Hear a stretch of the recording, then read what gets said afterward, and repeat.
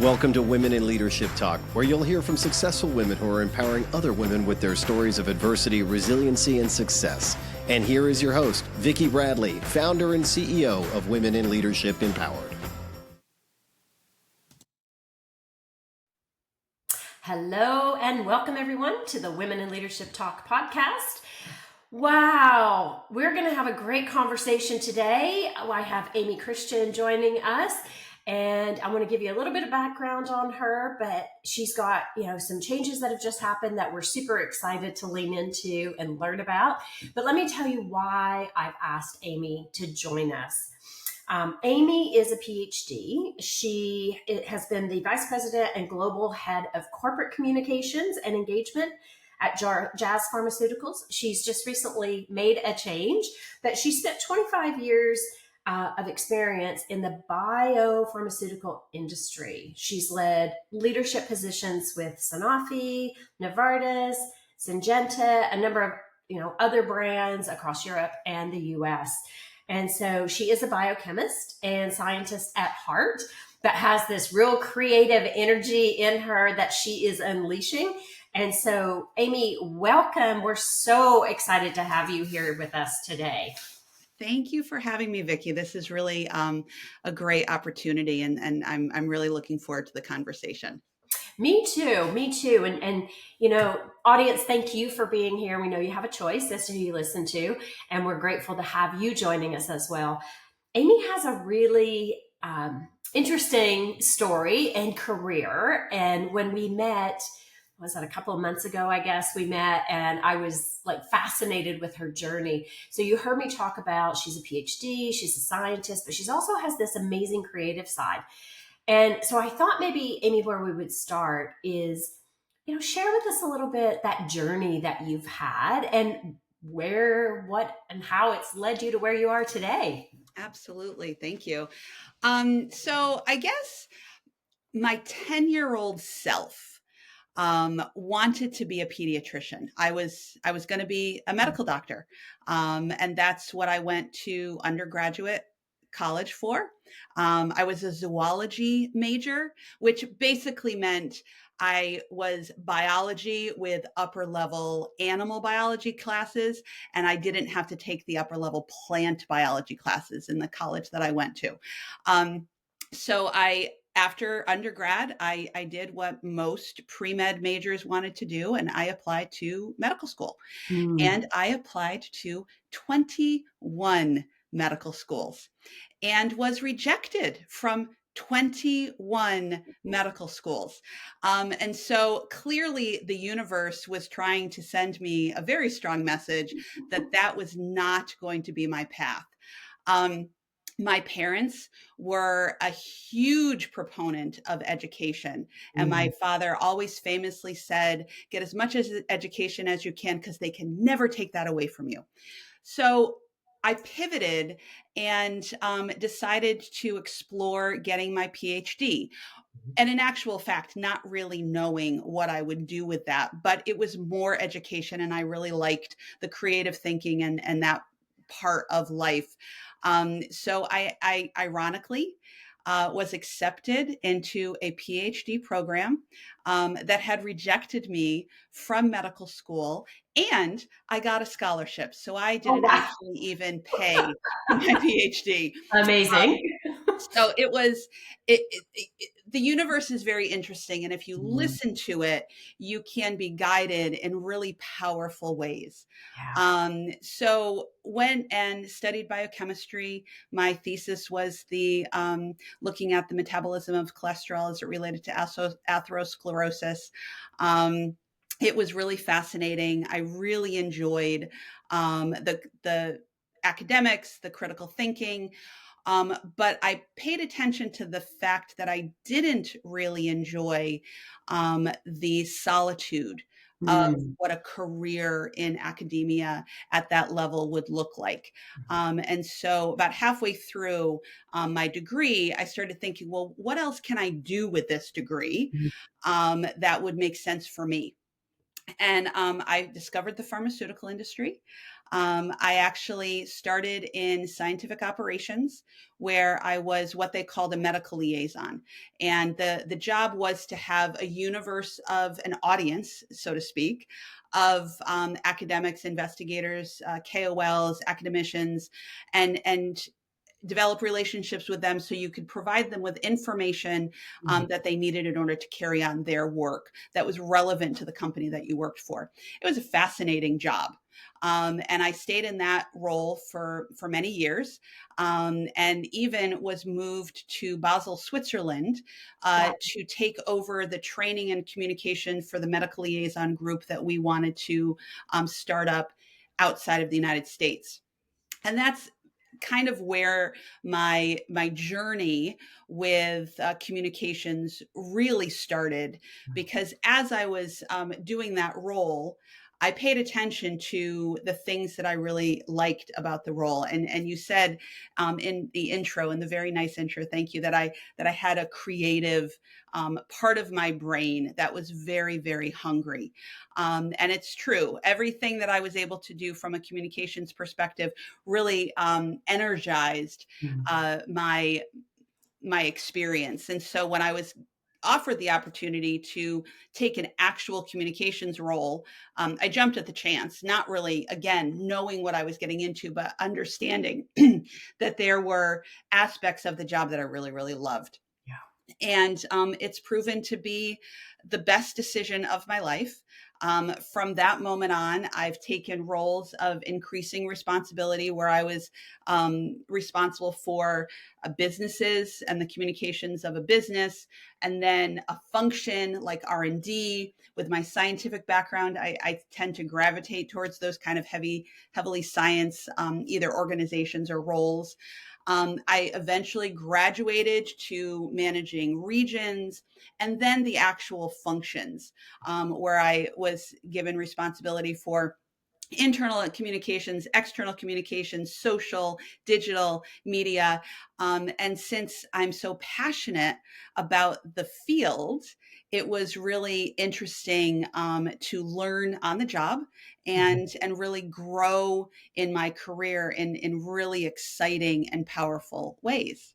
Love it. The last role that I have had in the corporate sector was at Jazz Pharmaceuticals, a fantastic company, really exciting pipeline, and I decided to leave the organization when Kamala Harris was named the nominee for president. I am not political. I have no expertise in politics, but I feel really strongly that she is the most qualified candidate.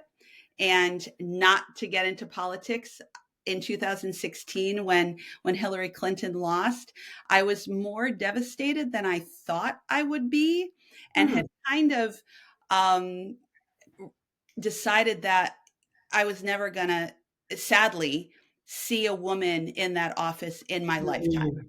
And it affected me more than I had realized. I have a daughter who is at the Naval Academy, and she is growing in her own leadership journey. And I want her to be able to see a representation and in the highest offices. And so I felt a very strong pull when Kamala Harris was named the nominee, and I experienced the groundswell of excitement and inspiration that she was able to foster in a very short amount of time. Wow. And so there was an opportunity for me to leave the organization and still have some security, some financial security. So I was able to kind of explore this kind of deep need that I had in terms of what could I do. And again, I'm not political. I don't know what it takes to work on a political campaign. All I knew was that on November 6th, I wanted to make sure that I could say that I did everything possible to achieve the outcome that I feel is the outcome that we should have for this country. Wow. Um, and again, it's my opinion, my decision, and I just kind of jumped in um, and started saying yes. I know that the power of saying yes is important in your podcast, and I just started saying yes to everything that I was capable of doing. I knew I had the communication skills and the experience to have some sort of impact. I just didn't know what that actually meant. But what it has meant over the past couple of months is that I work in our county Democratic office 3 days a week. And I answer phones and I talk to constituents, and I allay fears and I answer questions to the best of my ability. I hand out yard signs, which are interestingly one of the most important aspects of a local campaign, because people who want to feel as though they're doing something, Yeah. That's the that is contribution. a very tangible representation of something that they can do. And so when we ran out of yard signs for 3 weeks, it was mayhem, because Uh-oh. people really were feeling that they weren't able to do that. Yeah. And so I do letter writing campaigns and postcard writing campaigns. Nothing is partisan. I'm not trying to convince people to vote for Kamala Sure. Harris. I'm trying to get people to vote, Yeah. Yeah. to take their civic duty seriously and understand what is important to them. I tell them what's important to me, why I vote, Sure. to hopefully have an impact with a population. Where I live, there are 2 congressional districts. One of the congressional districts went to Trump in 2016 and 2020, and the data supported the fact that it was potentially because the majority of Democratic voters did not Vote. go and vote. Yeah. And so, in connecting with those people and helping them understand that it's important that they take their civic duty seriously has been a hugely important part of this campaign. And then the most difficult thing that I've done is canvassing. Yeah. It's incredible. The people that are good at it, they're incredible, because what you have to be good at is not only knowing the issues, Yeah. but being able to speak to people who agree with you, but also don't agree with you in a way that's persuasive, but not divisive. Yeah. And that has been really difficult. Yeah, I'm And sure. I'm so, sure. And fascinating at the same time. right, right. Yeah. And I continue to do it because I think it's really, really important. Yeah. And I want to get better at it. I want to understand how you can speak to a broad audience that have very different ideas and opinions of your own, and how you can engage in a productive and thoughtful discourse Mm. in order to maybe not change minds, but at least get people to think about what it is they're doing. Sure. So, I obviously will need to get another job at the end of this election cycle. Yeah. And I am looking for my next opportunity. However, I absolutely don't regret Yeah. that I decided to do this, and I do it again. It's been Awesome. really, really fascinating. And it feels really good to know more and to Yeah. understand more about such an important part of our American experience. Yeah. Yeah. Wow. So many things have happened. And I have so many questions that I want to really unpack. And I'm sure our audience is probably sitting back and saying, I'm going to go back to when you first started speaking, 21 times rejected. And how to have that, that grit, that, continuation to keep going after it. So maybe let's start there and talk about that a little bit and then I want to move into purpose, because what you've highlighted here so eloquently today is listening to your inner guide, listening to that calling that maybe it's completely different than what you thought and you totally stepped into it. But let's start with the 21 times rejected. Like, how did you feel and how did you get up the next day and apply again? And like, Yep. talk us through that whole rejection aspect, because so many people get caught up on the perception of failure, Yep. right? And I personally, I like to look at it like, what did we learn in those situations? But talk to us about that, Aimee. Yeah. So I'd be lying if I said that I was, not devastated. I spent many nights crying at the dinner table with my mother, trying to understand why this wasn't happening for me. So let's be very, very clear about that. But at the end of the day, I also innately believe, and this is a mantra that I have, I tell my teams, I tell my husband, I tell my kids, there is always a solution. And if you are struggling with a problem or a challenge, it's only because you haven't figured out what that solution is. And so, as most people do, you then hearken back to what your parents always taught you. And my parents, when I was going through that as a college graduate at the precipice of the rest of my life, what was I going to do? My parents really helped me pivot to what is the solution to this problem, and encouraged me to think about other pathways, other ways I could get to where I wanted to be. And in between graduating from from college and going into my PhD program, I actually did a year where I did a certificate in medical technology. It was in a hospital. It gave me practical skills on phlebotomy and microbiology. And, I was working in a hospital. And you know what I learned during that year? I didn't like working in a hospital. And so my mom, who was a nurse, said, "How do you think you're going to feel when you're a doctor?" Yeah, exactly. And I said, "Well, good point." And so then I started to think, well, maybe the universe is trying to tell me something. Maybe the universe is sending me a message. What else can I do? And I hadn't ever really thought about getting my PhD. But then I started to explore that avenue and started thinking, well, gosh, is it the academic part of getting a terminal degree that's more interesting to me rather than being a medical doctor, which is the thing that was more familiar to me?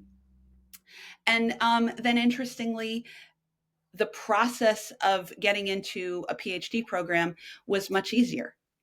I love that. And so then the universe was sending me a different message to be like, how about this path? Yeah.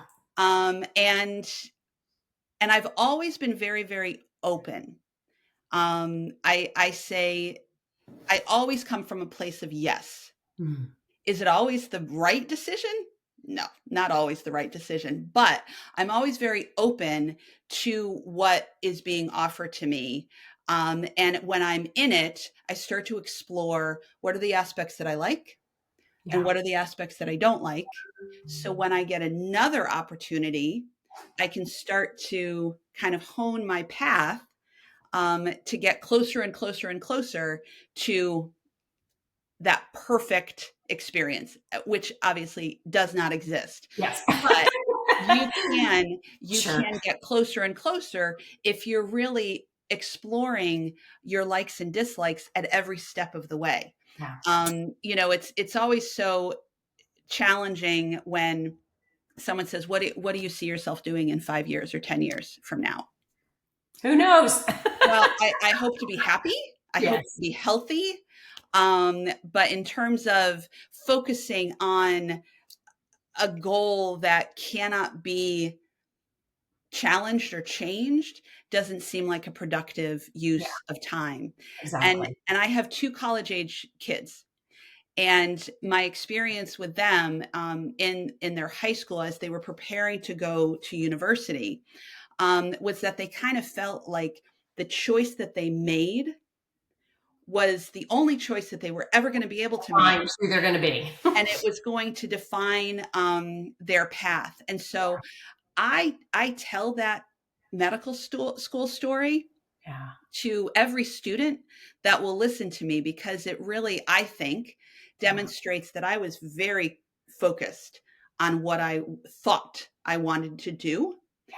And it wasn't what I was meant to do. And had I been so steadfast in that goal, I would be sitting here saying, I never got into medical school and I never did anything else. Exactly. Exactly.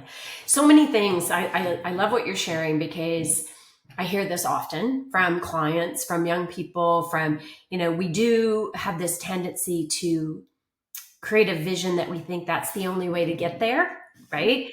And what you shared with us today, it's really about rejection. It's not the finality. It just clears room for something else and potentially something way better.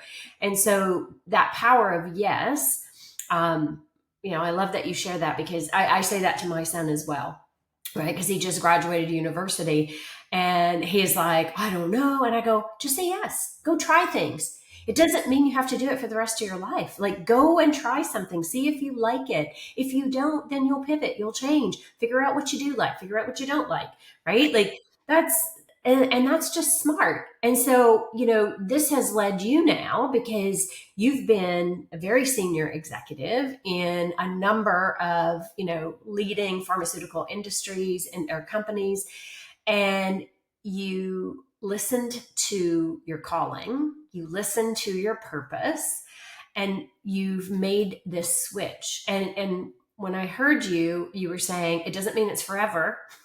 I will probably look for my next opportunity. I don't know what that is yet, but it's that confidence to know you're doing what you need to know or need to do right now for Absolutely. you, because Yeah.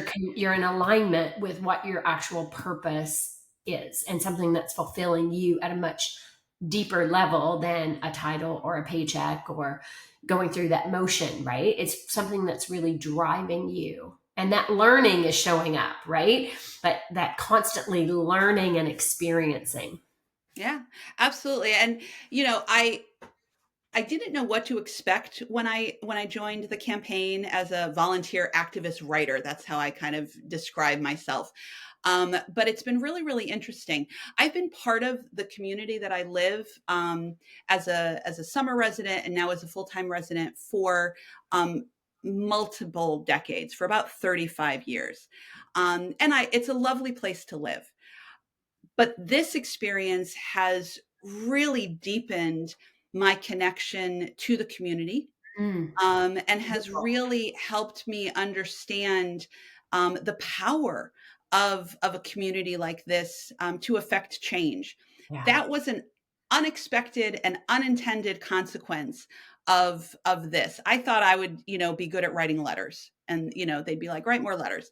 Um, but the connection to the community has been profound, and something that I did not realize was going to be part of my experience, and so that's been absolutely fantastic, and I've learned about political campaigns in ways that I never thought that I'd be able to experience it. I was invited, since I'm listed in my county as a super volunteer. Mm-hmm. So I was invited to a Harris rally in August, and which was a hugely exciting and inspirational opportunity, where I got to learn a little bit more about how these things are run, Mm-hmm. and how they use video and music as a communications professional. It was really fascinating to me how they really engage the public using those kinds of media. And knowing what I know, you can't run things like that without getting permission from the artist. Sure. And they were able to get all of these permissions to make it a really engaging, exciting experience for the participants who had been asked to be there. Again, an unexpected learning that I'll always take with me. Yeah. Awesome. Awesome. Fabulous, Aimee. Well, I'm so happy for you and this connection, right? Of just, connection with your community, but connection with yourself and really listening to what's important to you. From an audience perspective, what would be maybe one or two things you would like to, leave our audience with today, or to challenge them with respect to how they're looking at their reality? Yeah, I mean, I think the biggest thing, and this is what I tell my team and anybody that I'm mentoring, is to pay attention to the life that you are leading and compare and contrast that to the life that you may want to lead. I think obviously having a job and having an income is important.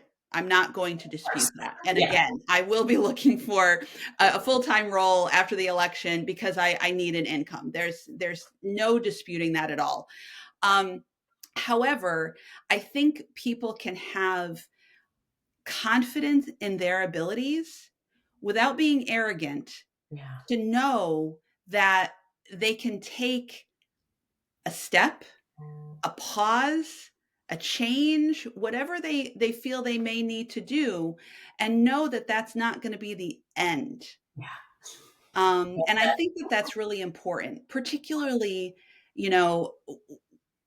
men and women of a certain age, perhaps feel as though there's pressure to stay somewhere that they may not want to be, or maybe that they're not wanted to be there, because they fear that they'll never work again. I hope that in 3 months I can maybe come back and say, I'm living proof that you can take a pause and still do the things that you feel in your heart are important to do. This election is a once in a lifetime opportunity to have impact. And I, for some reason, really wanted to be a part of that. And I think there are often times that people have a lot of passions that they want to explore, and maybe they don't because of fear or anxiety. And I'm not saying that those feelings are not real. I have my own fears and my own anxieties. But I also know that there's one life to live. And you should do everything in your power to make it as special as possible. Yeah. Make it count. Make it count. Have no regrets. Yeah. Love that. Aimee, thank you so very much for joining us today. I love how you have shaped our conversation to, really lean into what your purpose is, but also recognizing that rejection doesn't mean that you're not capable. It doesn't mean you're not going to be successful. It's quite the opposite, actually, because it leads you more to where you're meant to be. And congratulations on continuing to learn. I think that's the other big thing that, when we get to a certain age, we think we've learned everything we need to learn. And that's a sad mistake, because that learning keeps you alive and connected in much bigger ways. So congratulations to you. That's awesome. I have no doubt whatever you decide you're going to do in the next 3 to 4 months, it will come to fruition. So, there's no worries about that. Thank you. Yeah, of course. And audience, thank you. We hope you enjoyed the conversation today. If this is really resonating with you, please do share this episode with friends, somebody that you feel needs to hear this, that, rejection doesn't mean the end of the world, and saying yes is very, very powerful. Also, if you're curious about your own leadership, please visit our website at www.willempowered, that's with one L.com, and take our free leadership quiz. It'll give you some insight as to how you're showing up as a leader. So Aimee, thank you again for being here. Thank you, audience, and we'll see you on the next WIL Talk podcast. Take care, everyone. Thank you for joining us for WIL Talk, sponsored by Women in Leadership Empowered. To learn more about our programs, please visit www.willempowered.com. We look forward to seeing you in our community.